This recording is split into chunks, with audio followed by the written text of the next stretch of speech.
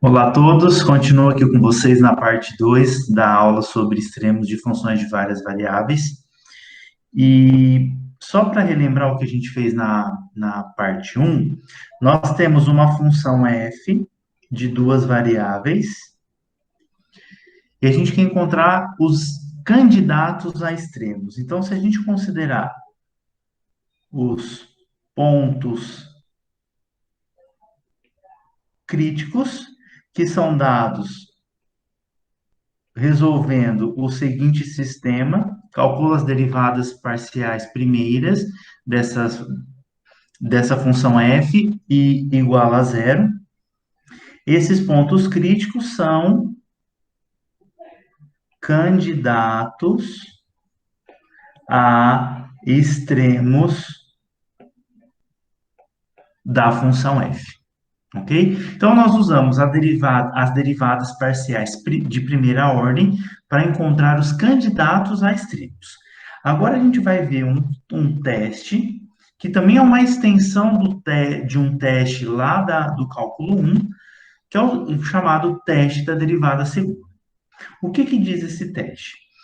Vamos supor que, de uma função f, as segundas derivadas parciais sejam contínuas em uma bola aberta com centro em AB. E vamos supor ainda que fx em AB é igual a zero e fy em AB é zero. Ou seja, AB é um ponto crítico da função f, certo? É isso que a gente está supondo, que nós temos um candidato a extremo da função f. Vamos considerar também, vamos definir um valor D, que depende do ponto AB, né? A gente calcula no ponto AB, que é dado da seguinte forma. Derivada parcial segunda de f em relação a x duas vezes, calculada em AB, vezes a derivada parcial segunda de f em relação a y duas vezes, calculada em AB, menos a derivada parcial segunda de f em relação a x em relação a y em AB ao quadrado. Ok? Então, tendo definido esse valor D aqui, nós temos que, se o D for positivo e a derivada parcial de segunda ordem em relação a x duas vezes em AB for maior do que zero, então f de AB é o mínimo local da nossa função f. Se D continua sendo positivo, mas, por outro lado, a derivada parcial segunda de f em relação a x duas vezes em AB for menor do que zero, então f de AB é o máximo local da nossa função f. E se, por outro lado, D for negativo, aí já não importa mais o sinal da derivada segunda da f em relação a x duas vezes. Se for negativo, então f de AB não é nem máximo, nem mínimo local, ok? Só resgatando o que a gente viu na aula passada, aquele ponto AB que não é nem máximo e nem mínimo é chamado de ponto de sela. E uma característica geométrica desse ponto de sela é que o gráfico de f cruza o plano tangente no ponto AB. A gente observa aqui o seguinte, que D, no teorema, ora é positivo, ora é negativo. O que acontece se o D for zero? Se o D for zero, o teorema da derivada segunda não diz nada sobre f ter máximo e mínimo. Então, o que pode acontecer se o D for zero? F pode ter o máximo ou mínimo em AB, ou AB pode ser um ponto de sela da função f. Então, se o D for igual a zero, pode ser um dos três, ou máximo, ou mínimo, ou um ponto de sela. E, para relembrar a fórmula daquela função D, que a gente definiu anteriormente, a gente pode considerar esse determinante aqui. Então, D, na verdade, é o determinante esse ano da função, ou seja, a gente considera a matriz esse ano. O que é a matriz esse ano da função? É essa matriz aqui que considera as derivadas parciais de segunda ordem da função. Então, a gente coloca fxx, fxy, fyx, fyy.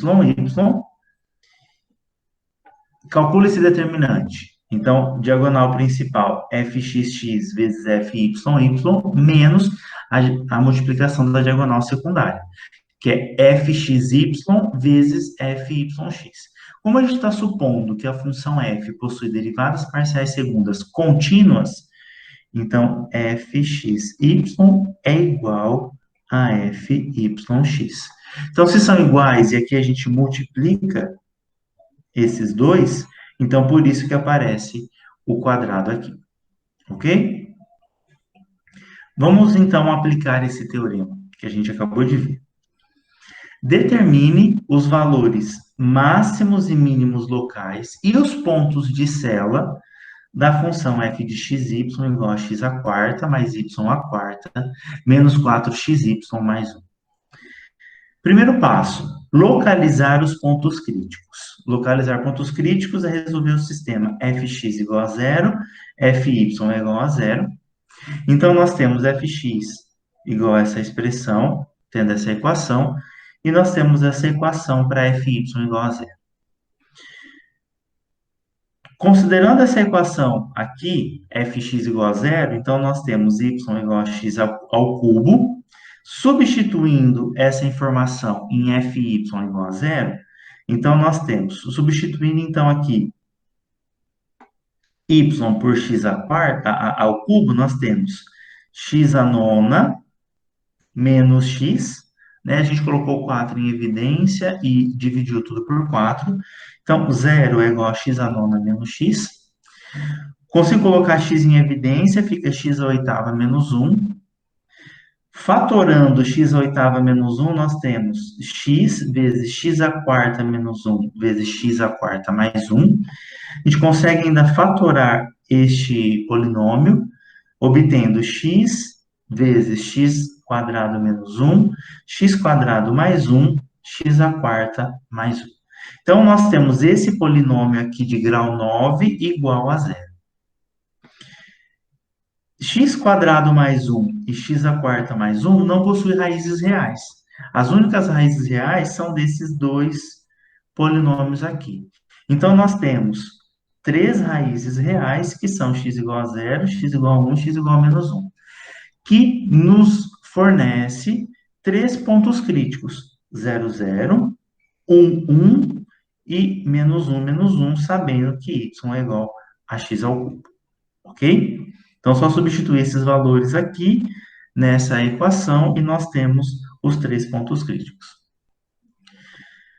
Para poder aplicar o teste da derivada segunda, nós precisamos definir agora esse D e calcular nesses 3 pontos críticos. E também, se o D for positivo, calcular fxx. Então, vamos lá. Calculando fxx, fxy, fyi e o D, nós temos essas expressões aqui, certo? Vamos começar com 0, 0. D de 0, 0 é menos 16. Menos 16 é negativo. Pelo teste da derivada segunda, a origem já é automaticamente um ponto de célula. Ele não é nem máximo nem mínimo, é um ponto de célula. Agora, no ponto 1, 1, nós temos D de 1 é 128. 128 é positivo. Então, vamos calcular fxx. fxx, positivo também. Então, pelo teste da derivada segunda, 1 é o mínimo local. E, de forma análoga, nós obtemos que o D de menos 1 é 128, e o fxx de menos 1 é também positivo. O que implica que menos 1 também é um mínimo local. Ok? Então, usando o teste de derivada segunda, nós conseguimos obter aqui caracterizar cada um dos 3 pontos críticos. Observando o gráfico, né, a superfície associada a essa função f, nós temos este desenho. Aqui nós temos exatamente a origem, que é um ponto de célula, para essa função, e os pontos menos um e o ponto 1 aqui, que são ambos pontos de mínimo local da nossa função f, ok? E o valor mínimo dessa função é a imagem do menos 1, que é menos um, e que é a imagem também do menos um, perdão, do 1, que é também menos um. Então, nós temos dois mínimos locais e um ponto de cela para essa função. Ótimo. Continuando, nós precisamos de algumas ferramentas, de alguns novos conceitos, ou relembrar alguns conceitos para mostrar um novo teorema, um novo resultado. Nós dizemos que um conjunto F contido em R2 é fechado se o seu complementar for aberto. Então, um conjunto fechado é aquele que contém todos os seus pontos de fronteira.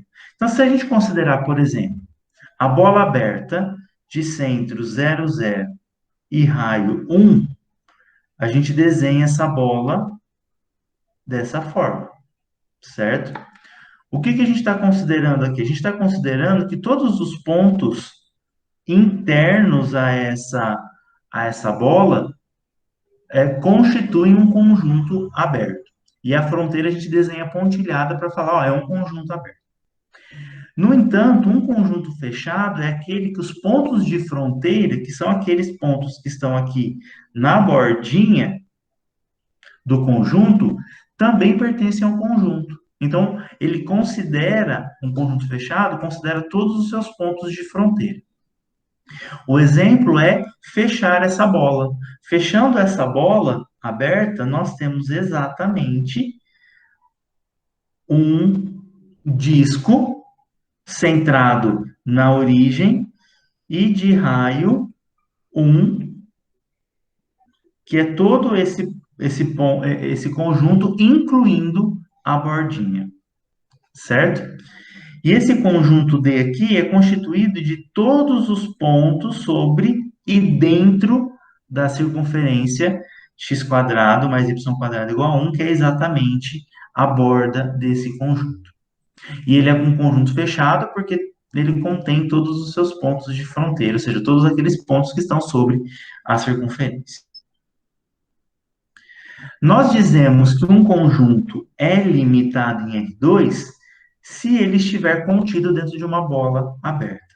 Ou seja, nós dizemos que esse conjunto aqui, por exemplo, o disco unitário de centro 0, 0 e raio 1, é um conjunto limitado se eu conseguir desenhar uma bola aberta no qual esse conjunto está inteiramente contido dentro dessa bola aberta.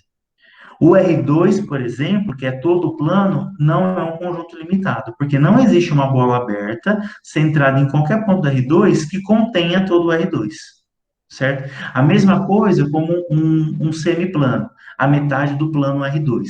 Também não é um conjunto limitado, porque não existe uma bola que contenha todo esse semiplano, certo? Nós dizemos que um conjunto D é compacto se ele é fechado e limitado, usando essas duas definições que a gente acabou de ver. E com esse conceito, nós temos o seguinte teorema, chamado teorema do valor extremo para funções de duas variáveis, que diz o seguinte: se a função f é contínua em um conjunto fechado e limitado D de R2, ou seja, se uma função f é contínua em um compacto de R2, então, a função f assume um valor máximo absoluto e um valor mínimo absoluto em pontos x1, y1 e x2, y2 de D. Ou seja, a gente tinha até agora a função f definida num conjunto aberto A. E essa função poderia possuir um máximo e um mínimo de acordo com os pontos críticos. A gente obtinha os pontos críticos, que eram candidatos a extremos, e esses pontos críticos poderiam ser ou máximo, ou mínimo, ou ponto de célula, certo? Ou seja, nós vimos uma função a y² menos x², que não possuía nem máximo nem mínimo local ao redor da origem. A origem era um ponto de zero. Mas o que está dizendo esse teorema? Se o conjunto de definição da nossa função f for um compacto, ou seja, um fechado e um limitado, essa função vai assumir um máximo e um mínimo, seja ele no interior de D ou na fronteira de D. Então, nesse caso, quando o conjunto é limitado, nós temos que também considerar a fronteira desse conjunto, que é o que a gente vai ver nesse próximo, no próximo exemplo. Mas antes, a gente vai ver um roteirozinho para determinar máximos e mínimos absolutos de uma função f definida em compacto. Então, o primeiro passo é determinar todos os pontos críticos. Determina ponto crítico de f e calcula os seus valores, ou seja, a imagem desses pontos críticos. Segundo passo, determinar os valores extremos da função f na fronteira do conjunto D. Lembre-se que, como D é fechado, ele contém todos os seus pontos de fronteira. E o último passo é analisar desses valores, dos pontos críticos e dos extremos na fronteira, qual é o maior e qual é o menor. Então, esses valores, o maior valor do passo 1 e do passo 2 vai ser o máximo absoluto da função f em D, e o menor valor vai ser o mínimo absoluto da função f em D. Vamos, então, aplicar esse teorema neste seguinte exemplo. Determine os valores máximo e mínimo absolutos da função f de xy igual a x² menos 2xy mais 2y neste retângulo aqui. Quem é esse retângulo? Bom, vamos tentar esboçar aqui esse retângulo D. Então, a gente vai considerar aqui um plano cartesiano. Aqui a coordenada x, aqui a coordenada y. E nós sabemos que o x varia de 0 até 3, então aqui nós temos 0 e aqui nós temos 3. Então, x pode ser todo mundo aqui, e o y pode ser de 0 até 2. Então, na verdade, nós temos aqui um retângulo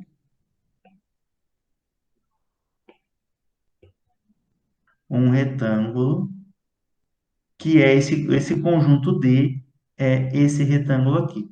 São todos esses pontos aqui que nós consideramos. Então, esse é o nosso conjunto D, que é fechado e é limitado. Portanto, é um compacto. Bom, vamos verificar as hipóteses do teorema. A função f tem que ser contínua. A função f é um polinômio. Se é um polinômio, ela é contínua nesse retângulo fechado e limitado. Então, o teorema anterior nos assegura que essa função f possui máximo e mínimo dentro desse retângulo. Nesse retângulo, seja no interior ou no exterior. Primeiro passo, segundo o roteiro que a gente acabou de ver. Calcula os pontos críticos. Então, fx igual a 0, fy igual a 0, implica que 1 é o único ponto crítico. E de acordo com o passo 1, eu tenho que calcular a imagem desse ponto crítico, que a gente sabe que é 1. Segundo passo, olhamos para os valores de f na fronteira de D. Então, eu trouxe aqui o conjunto D, certo? E esse conjunto D, agora eu vou analisar a fronteira. A fronteira é formada por 4 segmentos de reta. L1, L2, L3 e L4. Vamos olhar para o L1 primeiro. Para L1, nós temos que y é igual a 0, né? Nós estamos na altura y igual a 0, exatamente esse segmento aqui, e o x varia de 0 até 3. Colocando y igual a 0 na função, nós temos f de x0 igual a x². Nesse segmento L2 vertical aqui, nós temos x igual a 3 e y de 0 a 2. E a função se resume a f de 3y igual a 9 menos 4y. De forma análoga, em L3, nós temos y2 e x entre 0 e 3, e a função se resume a f de x2 igual a x² menos 4x mais 4. E, por último, no segmento L4, nós temos x0, y igual de 0 a 2, e o f de 0y igual a 2y. Agora, vamos verificar o máximo e o mínimo da função em cada um desses segmentos. No segmento L1, nós temos essa função aqui, x², que é uma função crescente. Se é uma função crescente, ela assume o valor mínimo quando x é 0, então f de 0, 0 é 0, e um valor máximo quando x é 3. Por quê? Nesse segmento, o valor mínimo de x é 0 e o valor máximo de x é 3. Então, quer dizer que a imagem a gente tem que considerar o ponto 0, 0, que tem imagem 3, e o ponto 3, 0, que tem imagem 9. No L2, que é esse vertical aqui, nós temos essa função aqui, 9 menos 4y, que é uma função decrescente. E ela possui, então, um valor, se é decrescente, então ela possui um valor mínimo aqui e um valor máximo aqui. Então, ela tem um valor mínimo em 3, 2, que vale 1, e um valor máximo em 3, 0, que é 9.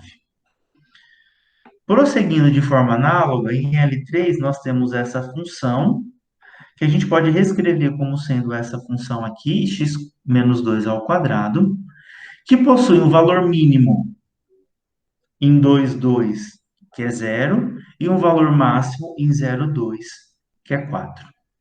E em L4, nós temos essa função que também é crescente, com valor mínimo em 0, 0, cujo valor é 0, e o valor máximo em 0, 2, igual a 4. Então, na fronteira do retângulo D, o menor valor que f assume, entre todos esses aqui que nós calculamos, qual que é o menor valor deles? É 0. E o valor máximo de todos esses que nós acabamos de calcular é 9. Então, nós fizemos o passo 1, que era calcular a imagem do ponto crítico, que a gente verificou que vale 1, e o valor máximo e o valor mínimo na fronteira de D, que o valor mínimo é 1 e o valor máximo é 9. Então, dessa forma, a gente compara com essa imagem aqui, e a gente conclui que o máximo absoluto da função f em D é 9, no ponto 0,3, e o valor mínimo é 0 nos pontos 0, 0 e 2, 2. Então, se a gente olhar aqui o gráfico dessa função, restrito ao retângulo, eu vou aproximar aqui, ó, restrito ao retângulo D, o retângulo D é esse aqui, ó, no plano XY, e a gente restringe, a gente não desenha toda a superfície, só restrito a esse domínio que é esse retângulo. Então, o valor máximo é 9, que é assumido no ponto 3, 0. E esse ponto aqui é um ponto 3, 0, 9. E o valor mínimo da função é assumida no ponto 0, 0, 0. E no ponto aqui, ó, que está por trás, que a gente verificou aqui, 2, 2, 0. Ok? Bom, era isso que eu tinha para falar na segunda parte dessa aula. Então, eu vou deixar para vocês reverem o conteúdo e fazer uns exercícios, e qualquer dúvida que vocês tiverem, procurem nos fóruns de dúvidas. Desejo, então, uma boa aula para vocês, bons estudos, e nos vemos na próxima.